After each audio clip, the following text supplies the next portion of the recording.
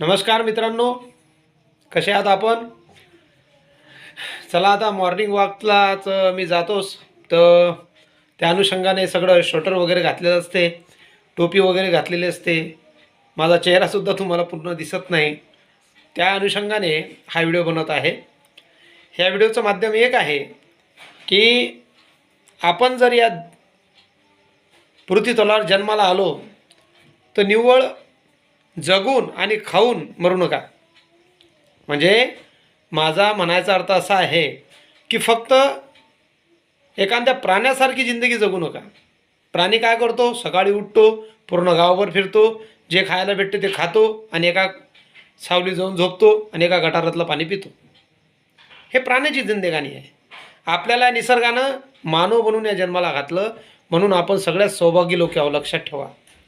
आपल्याला बुद्धी दिली, आपल्याला विचार करण्यासाठी डोकं दिलं, आपल्याला बोलायसाठी चांगलं तोंड दिलं, चांगले शब्द दिले, चांगले डोळे दिले बघायला. आणि प्राण्यांमध्ये आणि आपल्यामध्ये फक्त एकच फरक आहे. तो कोणता? प्राणी हसू शकत नाही, माणूस हसू शकतो. हाच फरक आहे. बघा तुम्ही, त्यांना बी डोळे आहेत, त्यांना बी नाक आहे, तेही जेवू शकतात, ते सगळ्या गोष्टी करू शकतात, पण तो हसू शकत नाही, आपण हसू शकतो. म्हणून आपल्या जीवनामध्ये कितीही संकट आलं तर आपल्या चेहऱ्यावर हसू असलं पाहिजे. लक्षात ठेवा. आणि सदैव जागृत असलं पाहिजे. कुठल्याही याच्यामध्ये आपण जागृत असलं पाहिजे, हे महत्त्वाचं आहे. म्हणजे जागृत म्हणजे काय? आता तुम्ही म्हणता आम्ही तर उभे, आम्ही चालत आहे, फिरत आहे, आम्ही जागृत आहे सर, तुम्ही कसे सांगता? अहो, जागृत म्हणजे उठणं, खाणं, फिरणं, कामावर जाणं नव्हे.